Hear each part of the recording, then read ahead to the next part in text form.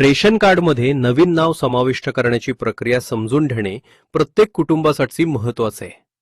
लग्नानंतर पत्नीचे नाव जोडणे, नवजात बाळाचे नाव समाविष्ट करणे, कुटुंबात नवीन सदस्य आल्यास किंवा इतर गाव/तालुक्यातून स्थलांतर झाल्यानंतर रेशन कार्ड अपडेट करता येते.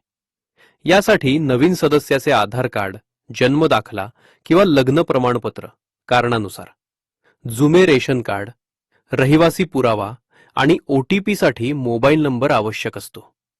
अर्ज ऑनलाईन महाफूड पोर्टल ahar.maharashtra.gov.in वर रेशन कार्ड सेवामधून लॉग इन करून किंवा ऑफलाईन जवळच्या रेशन दुकान, तहसील किंवा सेतू केंद्रात करता येतो.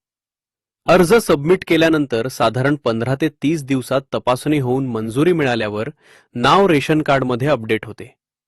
मात्र सर्व सदस्यांची eKYC पूर्ण असणे गरजेचे आहे. चुकीची माहिती दिल्यास अर्ज नाकारला जाऊ शकतो. अशीच खरी व अचूक सरकारी माहिती हवी असेल तर लाईक करा, शेअर करा, कमेंट करा आणि चॅनलला सबस्क्राईब